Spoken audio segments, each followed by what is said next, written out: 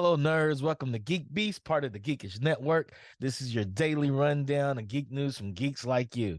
If you're new to our show, we cover the geek news beat and we share our facts, not opinions, our facts with you about the industry from film, television, video games, technology, and anything that is nerdy to you, comic books, sports, whatever you want to call. We'll share our opinions with you about it. I'm your host, Chuck, and with me we have Randy. Say what's up, Randy. What's up, Geek Beast? And again, we share our facts, not our opinions. You Yeah, we share our facts. Facts. There are facts. There are facts. That's right.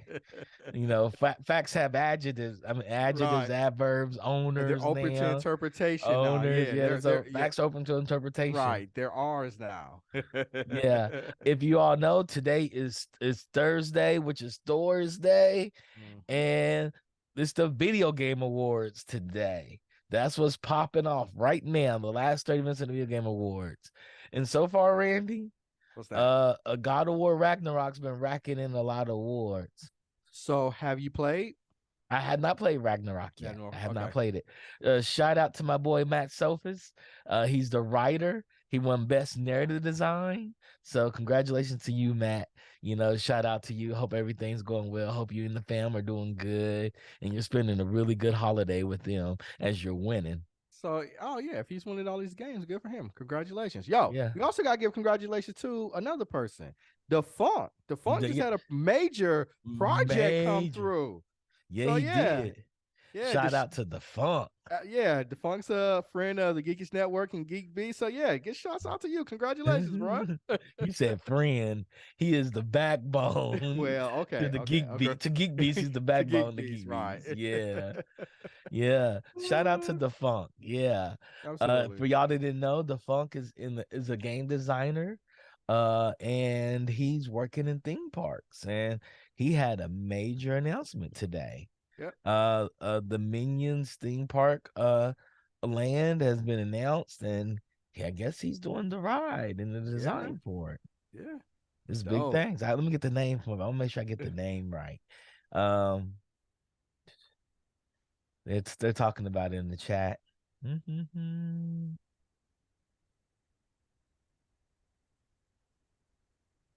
Yeah, I'm a video game, blah, blah, blah. Yeah, the Minions, yeah.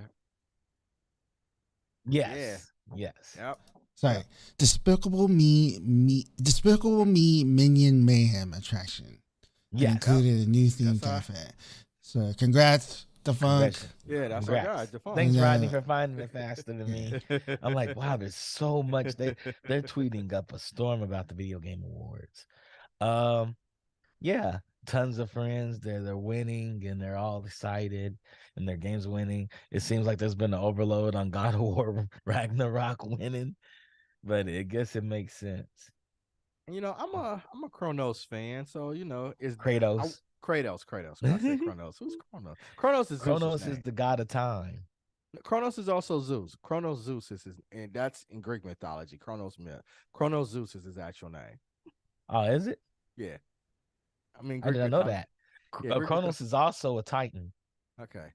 His father was Kronos. And Kronos Zeus was the son too. Yeah. And so yeah. With that being said, Rain, let's just jump into some things, some news. All right. What are we talking about, Chuck? That's a good question, Randy. That's a really good question. And for some reason, I'm not on the rundown sheet right now. Hit the wrong rundown sheet. Here we go. It's coming up.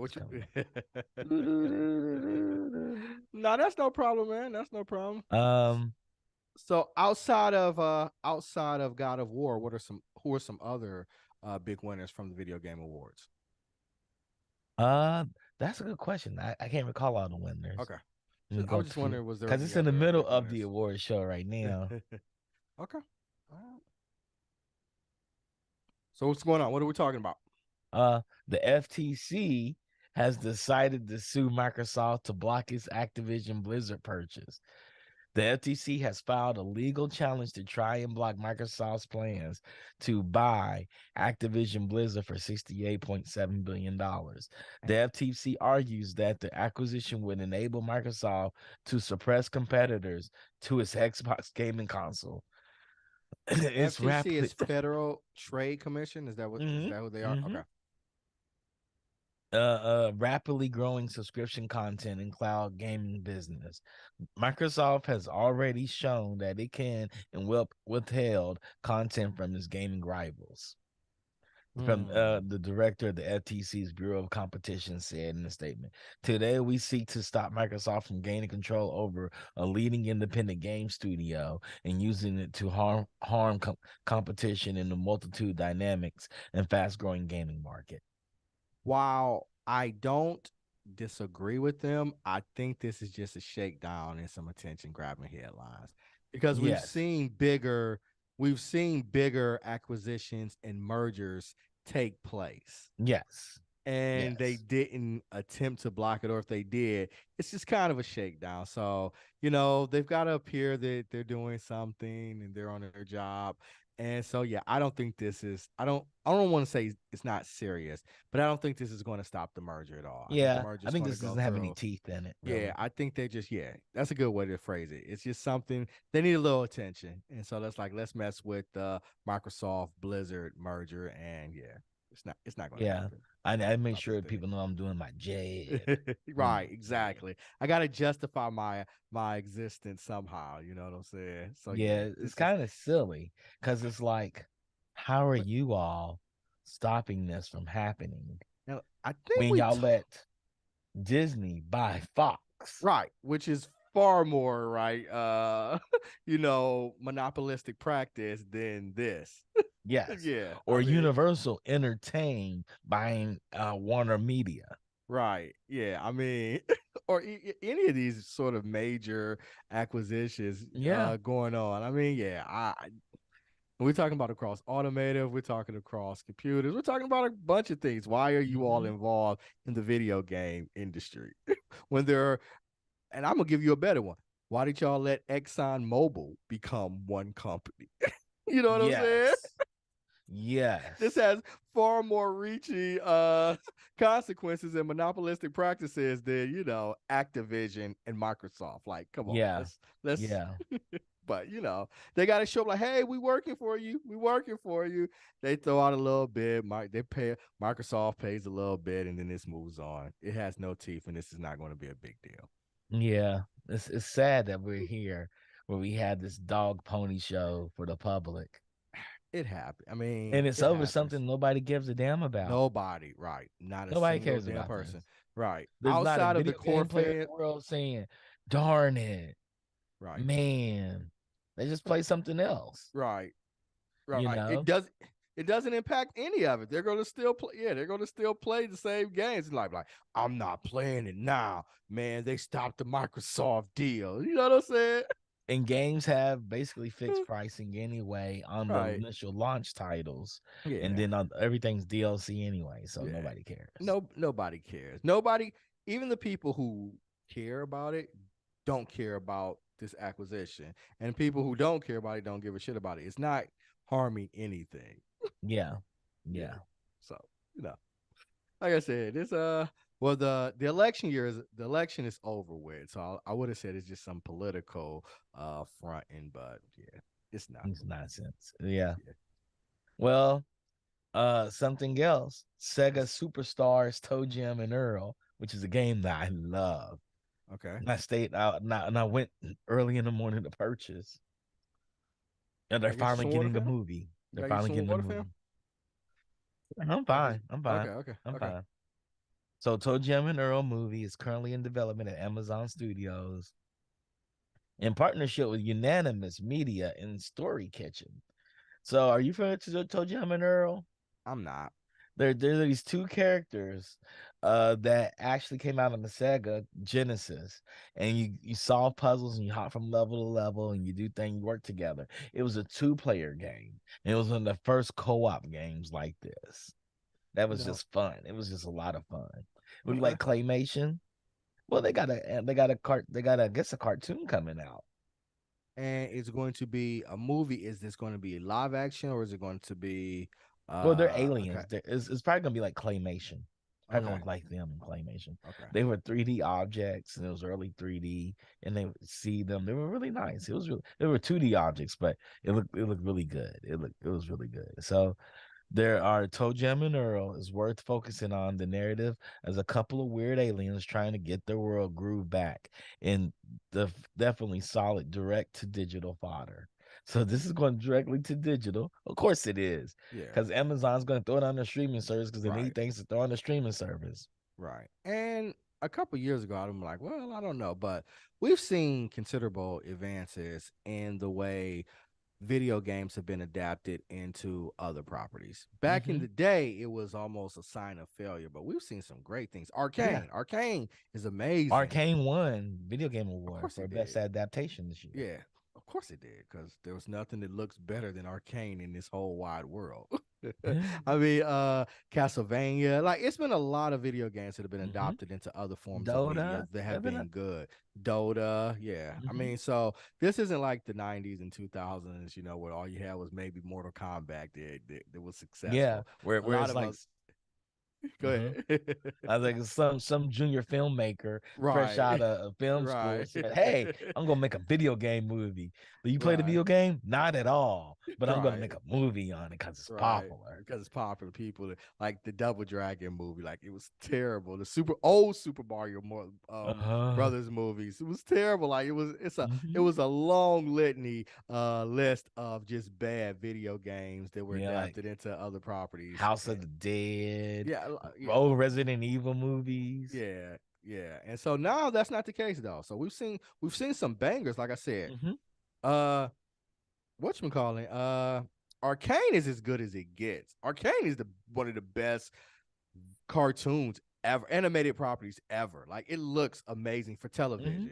Like for television, I've got Arcane, and then for movies, I got Into the Spider-Verse. Those are the creme de la creme. And then we've got a lot of other ones. So, you know, they could do something really special with this. We'll see. Yeah. I'll reserve judgment for when it comes out. Yeah. So Jam and Earl, I'm really excited about it. I hope it comes out fun. I'm thinking it's gonna be like Minions. And these two guys, so Toe Jam and Earl's first game is called Toe Jam and Earl in Panic on Funkatron. So I hope it's silly. I hope it's as silly as it can ever be. Right. And we do know that Amazon has a tendency to throw money at properties that they think could be something special. Yeah. So yeah. I hope they give it the justice that it needs. They allocate the funds that's needed to make it into a successful series. Yep. I know Earthworm Jim, I think had a cartoon. And that's another one about a worm that gets into a pilot suit and becomes like human. And so Earthworm Jim had a TV series. So I wonder if they're gonna ever bring that back too. I'm really excited about it. I wonder if they're gonna bring that back too. Funk would know. If anybody knows, it'll be Funk. We'll see. Looking forward to it.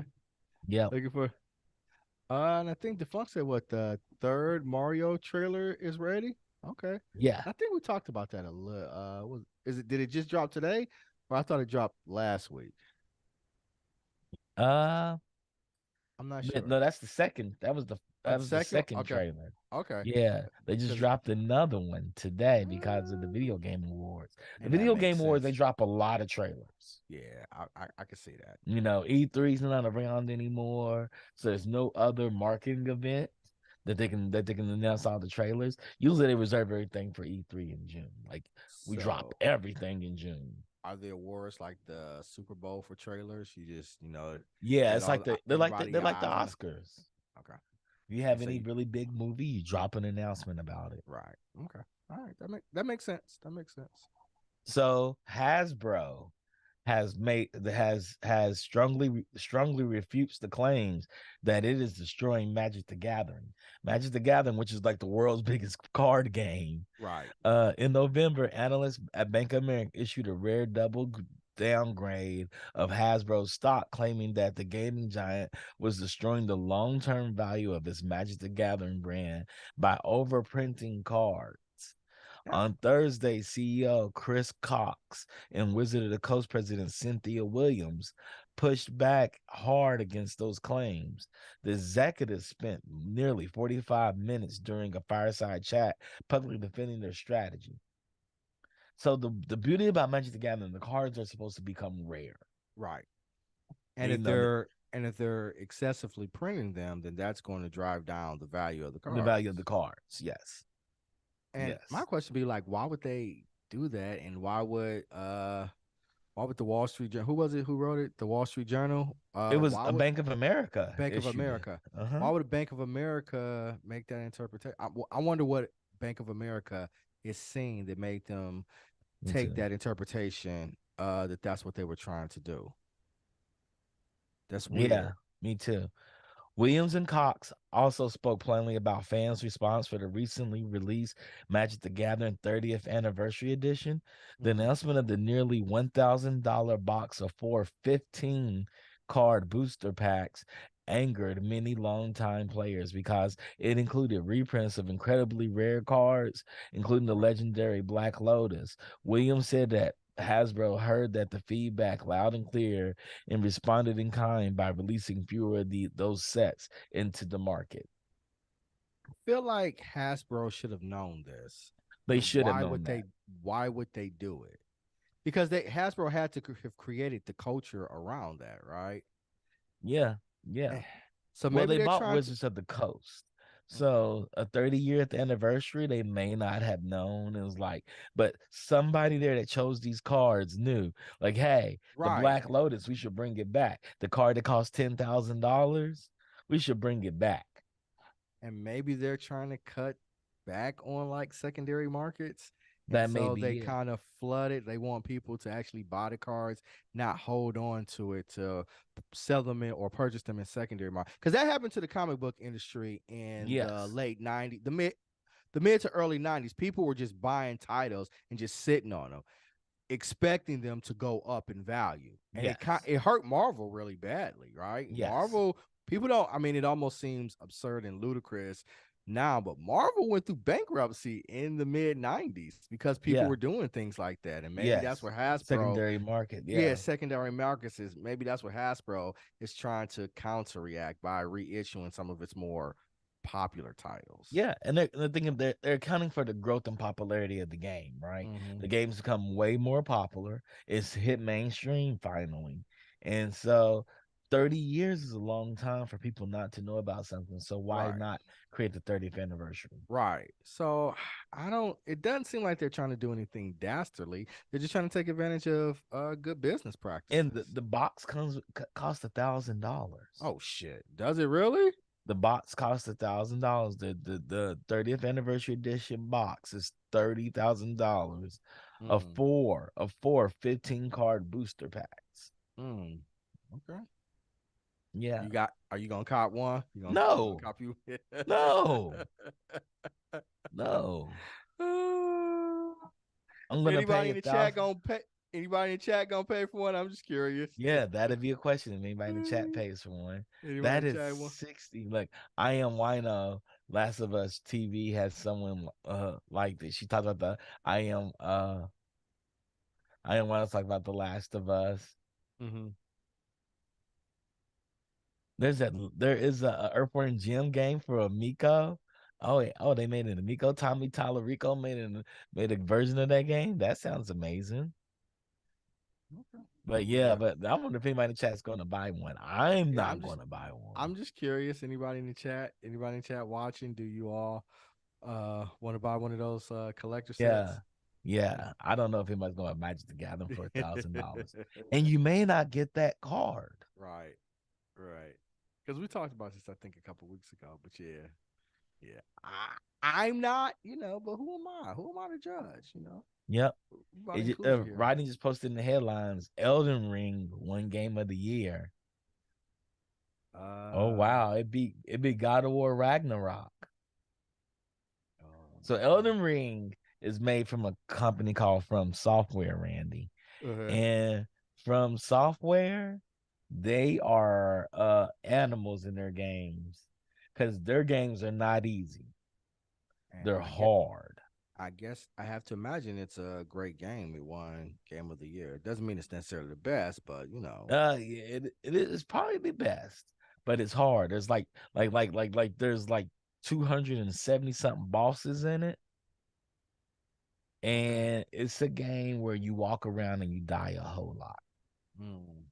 And they said this is the easy game. This is the easy version. Oh, And part of the game is dying. The game director said best, you learn through death. well, okay. I'm not playing it. I will never play a From Software game. Because what, you don't want to die? You don't want to keep dying? No, I don't find fun in that. I don't find fun in dying over and over and over again. But you're learning, and then you come back and you Whatever. learn more. I don't find fun in getting defeated every 5 to 10 seconds. Yeah, that seems a bit excessive. Is that how it is? It's it a that little bit longer than frequently? that. Maybe you'll die every minute, every 2 to 3 minutes. Yeah, that's a little much. I mean, you can go online and watch people play Elden Ring, especially for the first time. When that first creature jumps off the side of the building, everybody's like, holy shit. They take off running every time. Because not only are you walking up towards the castle, you see the creature sitting on the wall and he's staring at you. Mm-hmm. And you have a bunch of people coming at you with swords. And then you have a bunch of people shooting arrows at you all at the same time. So as you're trying to get to them, kill all of them and get to him, he decides to jump off. And when he jumps off, he don't just stand there. No, he comes for you. So you turn around and start running, and he runs faster. Right, and he kills you. Okay. So there's that happens. I don't know. So shout out to From Software, because From Software, when you die in their games, the games don't cheat you though. Their games don't cheat you. When you die, it's your fault. I mean, they make it so hard. You're down every couple minutes or something. That's Randy, they have games where you die, you lose all your equipment at that place, and you start back at a place previously naked almost. Oh, and you have to get back to get your equipment. Wow. Okay. Yeah. Yeah, they don't play. From Software does not play. Everybody in the chat would tell you. Ask the Funk if he plays a From Software game. He'll be like, nah. All right. There are people that have broke consoles, TVs, controllers. Yeah, I believe that. I definitely believe that. Because you'll be like almost at the end of a boss. You're like, okay, I'm almost done. They're like, oh, no, he got another stage 4 of the boss. Yeah. And he's one hit kill. He hit you one time. Yeah, but I definitely believe that. People are breaking consoles and controllers and TVs and punching holes through walls. Yeah, definitely. Matter of fact, I say if you're not doing that, you're not really a fan of the game. Oh, Lord, you sound like the Toxic King. Epic adds new 4Kids accounts for Fortnite. So if someone tries to make an account and says they are under 13 years old or below the age of digital consent for their country, that account will be in a combined account. Kids using a combined account. A combined account will be able to play Fortnite, Rocket League, or Fall Guys, but some key features will be disabled. So you have young kids now. What are kids? 13 and younger. 13 and younger. Okay. And I can see that. So that was just my question. Now your kids probably can't purchase everything in the damn store. These new combined accounts do not have a clear benefit for Epic. The company is giving children a way to try its popular online games without direct parental consent. Right. And that makes sense, man. That makes sense. I'm going to tell you something. Kids ain't honest about their age. They're going to all say they're 16. But there's not many kids that are playing Fortnite, dropping M-bombs and F-bombs everywhere. And they're going to say they're 13. They're going to be under 13. I'm 11. Nah, they're not going to say I'm 16. And I got my parents' credit card. I stole it out of my mama's purse. And I'm going to rack up these points. But they can stop all that because you just have to make the purchases have to be approved by the parents or whoever credit card it is. If I make an adult account, I don't have to. I say it's my credit card. The parents will call in and refute the charges. People do it all the time. Oh, man. I mean, I watched my friend do it for her son on Roblox. Watch her do what? She had to reverse like $300 worth of charges. Oh, really? Because her son. Yeah, grabbed her credit card. Boy, He was like 9 at the time, 10 at the time. I believe it. If I were a kid, I wouldn't have stole a credit card because I'm not about that life. I was scared enough of my parents not to do that. But, I did shit like that when I was a kid. We used to have 800 numbers and you could call up back then. I blew my phone bill up one time calling Jazzy Jeff and the French Prince. Oh, wow.